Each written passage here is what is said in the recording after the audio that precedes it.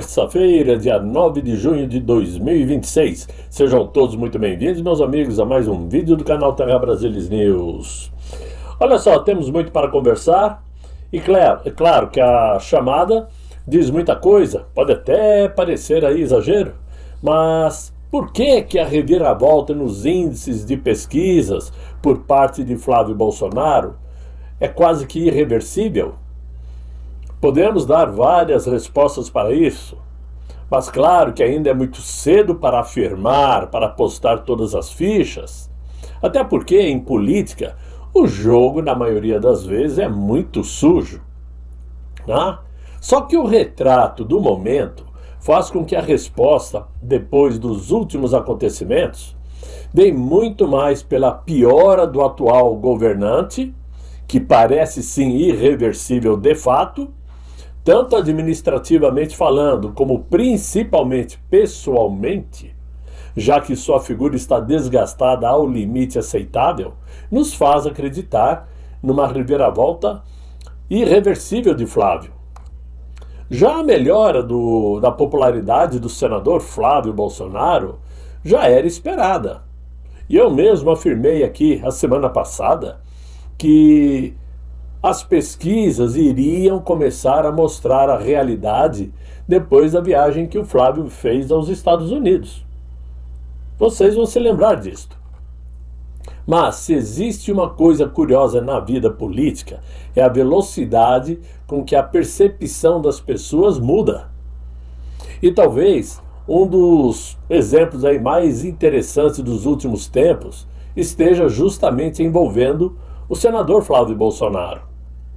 Há cerca de um mês atrás, a divulgação daquela gravação envolvendo a conversa com Daniel Vorcaro provocou uma forte repercussão política, né, e midiática, inclusive, por parte da imprensa consorciada. Só que durante semanas, jornais não se contentaram e os blogueiros, os comentaristas e adversários políticos exploraram ao máximo o episódio de todas as formas possíveis.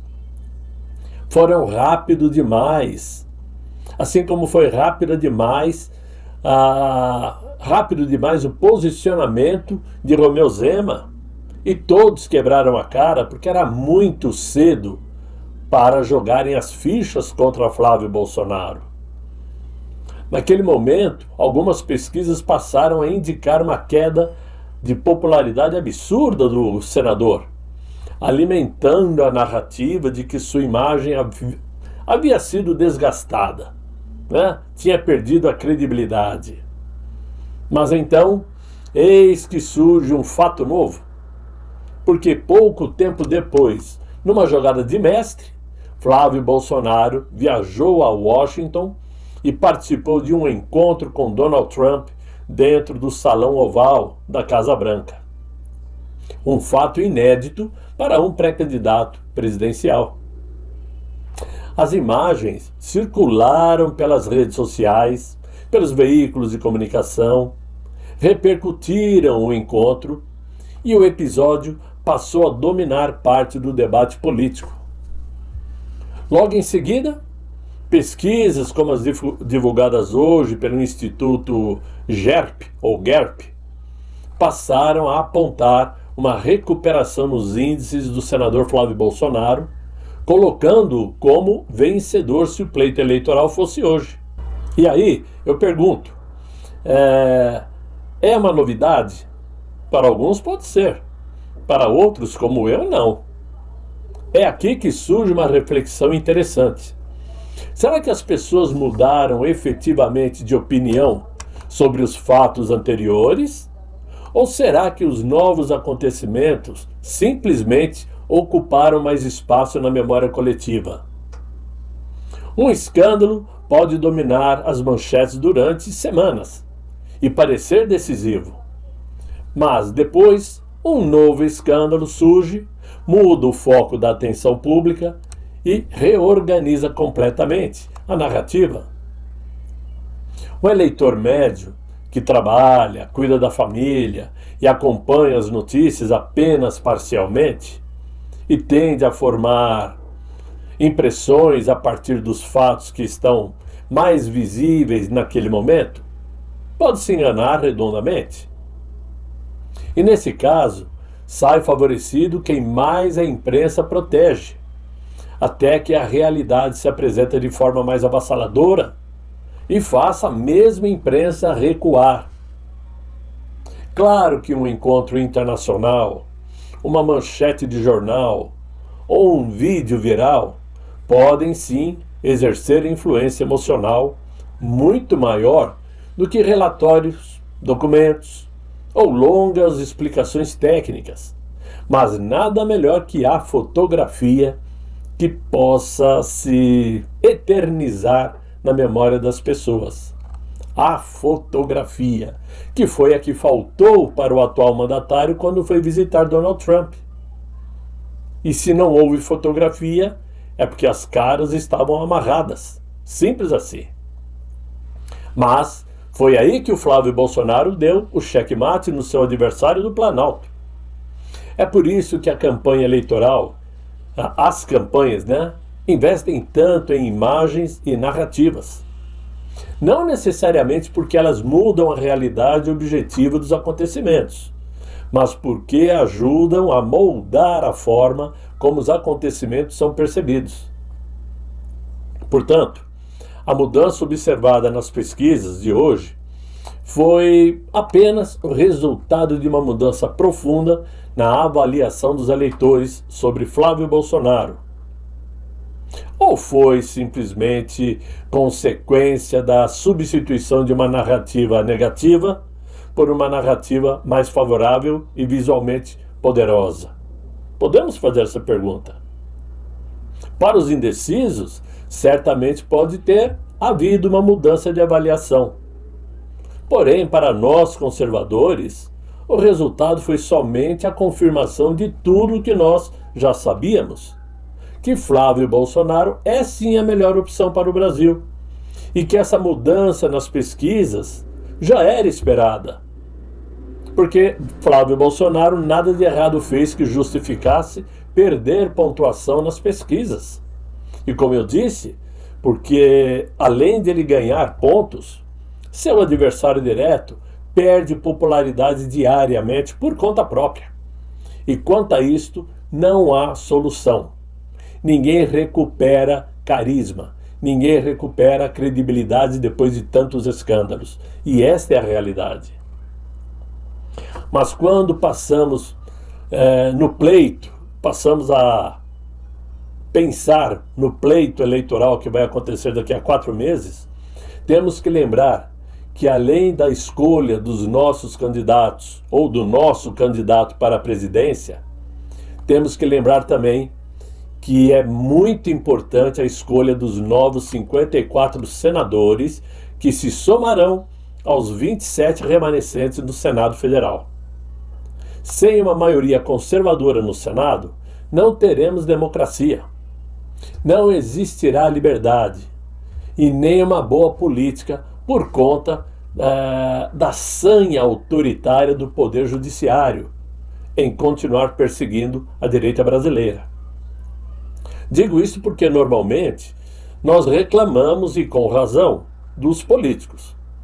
Dizemos que são todos iguais, que eles não prestam, que são corruptos, com raras exceções, evidentemente, e que por isto o Brasil corre ladeira abaixo. Mas nós também temos parcela de culpa nisto. Por mais que critiquemos os políticos, a cada pleito eleitoral nós acabamos votando da mesma forma. Aquele que promete mais acaba levando o nosso voto. E aí está o erro. Por isso temos que pesquisar muito o passado daquele a quem pretendemos linkar o nosso voto. Dá trabalho? Claro. Mas é necessário. E por isso mesmo, como venho alertando há algum tempo inclusive, não devemos dar votos a pessoas que nunca tiveram experiência com causas sociais, comunidades de bairro, que é o primeiro passo que leva o cidadão a pleitear um cargo público para ampliar suas chances de mudança, né, de algo do qual já conhece, do qual já tem vivência, experiência. Aquele que vive entre o povo, que tenta criar situações favoráveis para a sua comunidade, que luta para melhorias. Esses sim estão se colocando em condições de merecer uma vaga como vereador, como deputado estadual e daí por diante, né? Aqueles que caem de paraquedas como candidatos merecem de nossa parte muita pesquisa para não cometermos os mesmos erros de sempre, que é votar em quem fala bonito, quem é mais simpático, mais engraçado, mais bonito, etc e tal. Isto não é garantia de que o cidadão será um bom parlamentar. Uma pesquisa do IPEA, por sinal, com vereadores em 12 municípios, por exemplo, chegou a uma conclusão simples. O candidato se adapta ao que o eleitor deseja, ao que ele aceita. Se o eleitor troca o voto por favores, o candidato oferece os favores. Mas onde o eleitor não topa essa troca, o candidato então muda sua estratégia. E como estes, existem muitos. O nosso Congresso, as nossas câmaras municipais, está lotado de pessoas espertas, vamos chamar assim, malandras politicamente falando, que usa daquele argumento de ir para o lado do que a população está pedindo, sem mesmo acreditar nos ideais deles, mas vai atrás só para garantir o voto. Tanto é que começa o ano parlamentar, após a eleição, e o parlamentar já está pensando na próxima eleição. É assim que as coisas são. Mas, mudando um pouquinho o foco, agora vamos falar de uma notícia que saiu hoje e que mais uma vez nos faz ter certeza de que o nosso país está caminhando para o precipício. Porque antigamente, quando pensávamos em grupos criminosos, pensávamos que eles andavam perambulando pelas ruas, cometendo atrocidades. Mas com o passar do tempo, a realidade começou a mostrar que esses grupos já estavam abrindo espaço dentro das próprias instituições brasileiras encarregadas de combatê-la. Foi exatamente esse cenário que provocou as medidas americanas contra as organizações aqui no Brasil e que promete ações futuras mais objetivas, inclusive dentro do território brasileiro. Mas eis que hoje veio à tona uma operação realizada em São Paulo que revelou um esquema de infiltração do crime em órgãos ligados ao sistema da justiça e à segurança pública. Segundo a Polícia Federal, um ex-estagiário do Ministério Público de São Paulo teria se infiltrado deliberadamente em uma promotoria da Justiça Criminal de Campinas, com um objetivo criminoso. Segundo os investigadores, ele não apenas conquistou acesso ao ambiente interno do órgão, como também teria invadido sistemas de bancos de dados do Ministério Público, obtendo informações sigilosas que poderiam beneficiar integrantes da facção. A operação revelou também uma rede mais ampla de suspeitos, incluindo policiais e outros agentes públicos investigados por corrupção, vazamento de informações, todas reservadas, e colaboração com o crime organizado para favorecer o primeiro comando, permitindo que os integrantes da facção antecipassem ações das autoridades. Entre os fatos mais graves apurados está um plano para tirar a vida do promotor do GAECO, Amaury Silveira Filho, lotado em Campinas. Os investigadores acreditam que o acesso indevido a informações internas e a colaboração de agentes infiltrados poderiam ter utilizado para monitorar e colocar em risco 24 horas por dia, digamos assim, membros do próprio Ministério Público, responsáveis por combater a facção. Outro episódio que chamou a atenção diz respeito a um traficante ligado ao primeiro comando, que afirmou ter sido vítima de extorsão no valor de R$500 mil após ser preso. Segundo seu relato, o responsável pela cobrança teria sido justamente esse ex-estagiário investigado. As investigações, portanto, apontam para uma tentativa organizada de infiltração em setores estratégicos do Estado, com acesso a informações sigilosas, influência sobre procedimentos internos, interferindo diretamente no trabalho dos promotores e policiais responsáveis pelo combate ao crime organizado. Meus amigos, tudo isso serve para mostrar que o crime organizado tomou conta da nação. Ele está em todos os estados brasileiros, está inserido em órgãos públicos do Brasil afora e nos 3 poderes. É uma contaminação, é uma pandemia do crime. Essa é a realidade atual do Brasil. Portanto, muitos ficam incomodados quando dizemos que é necessária uma ação americana para ajudar o Brasil, dizendo que isto é uma invasão à nossa soberania e que isso vai prejudicar a vida dos brasileiros. Não. Chegou a um ponto que é necessário nós fazermos nossa parte, que é passar por sacrifícios a fim de vermos a nossa situação melhor num futuro próximo, eu diria.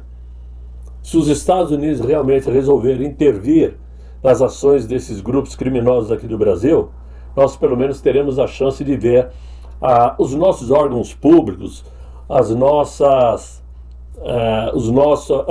instituições livres de criminosos, de bandidos.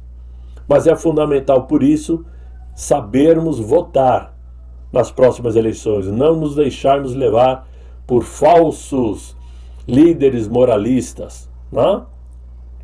Não vamos nos enganar. O Brasil, infelizmente, é uma nação onde o povo se engana com muita facilidade. Nós acreditamos muito facilmente em pessoas. Temos aí uma crença de falsos ídolos, falsos heróis.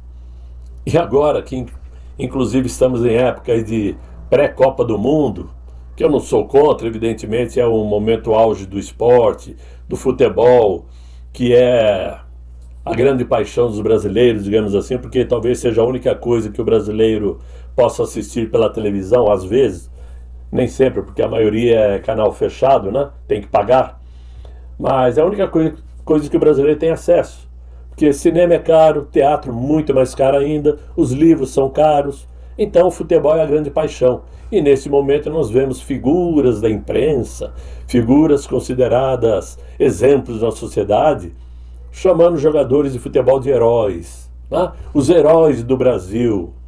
E eu fico olhando para a parede e me perguntando, por que eles são heróis? Heróis de quê? Porque sabem dar um chute na bola? Porque driblam bonito? Fazem gols bonitos? Tudo bem. Isto agrada, satisfaz o ego, mas heróis em quê? Em que isto muda a nossa vida? Ah, Paulo, levanta a moral do brasileiro. O brasileiro se sente estimulado, alegre. Lê do engano. Acaba o jogo. No dia seguinte, o camarada tem que levantar, fazer sua marmita, entrar no ônibus apertado do mesmo jeito. E os heróis brasileiros pegam o avião, vão para suas mansões em seus devidos países, na maioria europeus, né? Esse é o problema do brasileiro, acreditar facilmente nas lorotas contadas pela imprensa. Temos que ficar espertos, mais desconfiados, né? Menos calorosos. Somos calorosos demais e geralmente esses são os que, preferencialmente, por parte dos bandidos, são passados para trás. Pode parecer exagero de minha parte, mas é a real de hoje. Mas enfim, meus amigos, era sobre isso que eu queria ter conversado com vocês nesse vídeo. Eu espero que vocês tenham gostado. Se gostaram, claro, deixe os likes, se inscrevam no canal, chamem os amigos para me acompanhar aqui no Terra Brasilis News. E eu espero voltar amanhã com um novo vídeo, se Deus quiser. e Ele há de querer. Fiquem todos muito bem, fiquem com Deus. Tchau, tchau.